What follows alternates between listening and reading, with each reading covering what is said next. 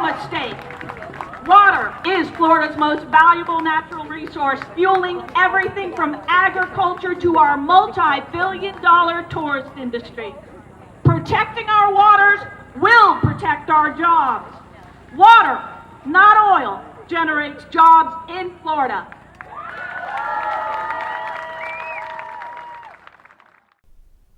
The Treasure Coast is experiencing a crisis. Grassroots organizers are forcing our politicians to stand up and take notice. Immediate action must be taken to save our environment. After all, it's not just the people that live on the Treasure Coast.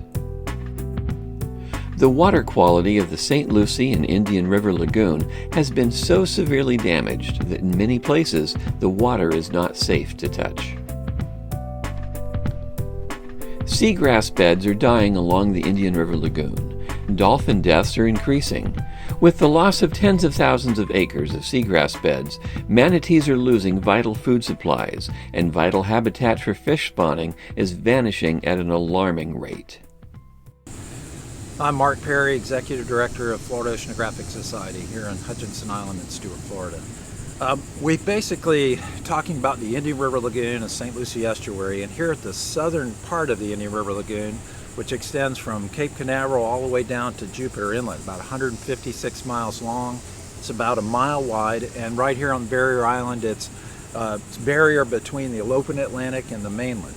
And so this long, shallow lagoon has a great resource for growing seagrass beds, and seagrass is a great habitat for the Indian River. But inside the Indian River, connected, is the St. Lucie River.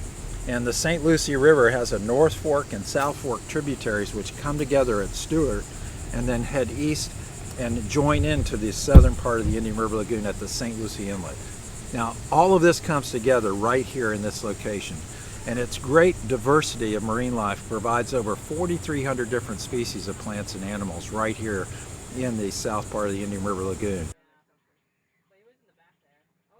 Just across the lagoon from the Florida Oceanographic Society is the newly designated Bird Island Critical Wildlife Area.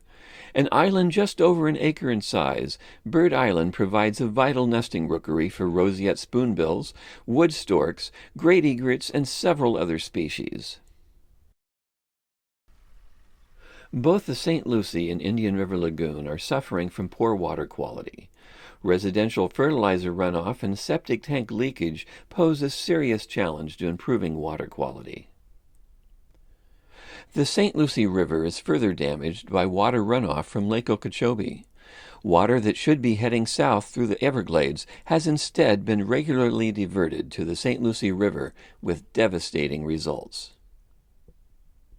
Hi, I'm Paul Gray. I'm the Science Coordinator for Audubon, Florida. And we're standing today right next to the St. Lucie Lock on Lake Okeechobee.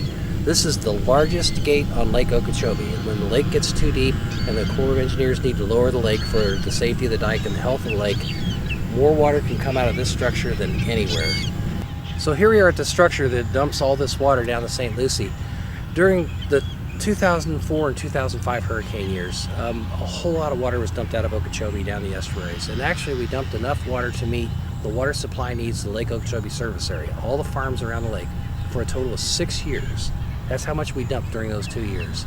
It was a big disaster to the estuary. It turned it completely fresh. The water was very polluted. There was all kinds of algae blooms. It's just a horrible event.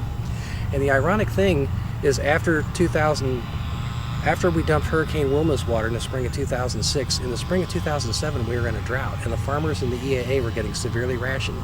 And we just dumped 6 years of water supply for them. And so what we have right now is a water management system that when it's wet, it wrecks Lake Okeechobee, it wrecks the St. Lucie estuary, and when it's dry, we don't have enough water left for farmers. And that's part of the reason why Everglades restoration is supported by almost all groups, is because what we're going to try to do is catch this water north and south of the lake in a beneficial way, and eventually move it south back to the Everglades where it's needed, and quit dumping it down the St. Lucie Canal where it's harmful. And so that's why everybody kind of agrees on this, is because when we rebuild the system, it's going to be better for everyone.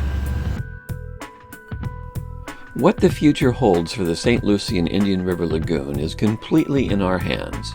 An integral part of Florida's larger Everglades restoration project, our waterways are vital for the sustainability of our environment as well as our way of life. The St. Lucie and Indian River Lagoon must be cleaned up. Fertilizer ordinances are a start, but farm runoff must also be dealt with. Septic tanks should be converted to treatable sewer systems so that septic leakage will not seep into our underground aquifers and our river systems. Redirecting water flow from Lake Okeechobee south back into the Everglades is a critically important step. Add to these changes the compounding effects of sea level rise, and it's easy to see that we really do have two rivers in crisis. One might think that all is doom and gloom, but in fact we can make positive changes to our environment. But without the political willpower to take the necessary steps to correct our damaged environment, it really could be a gloomy future for the Sunshine State.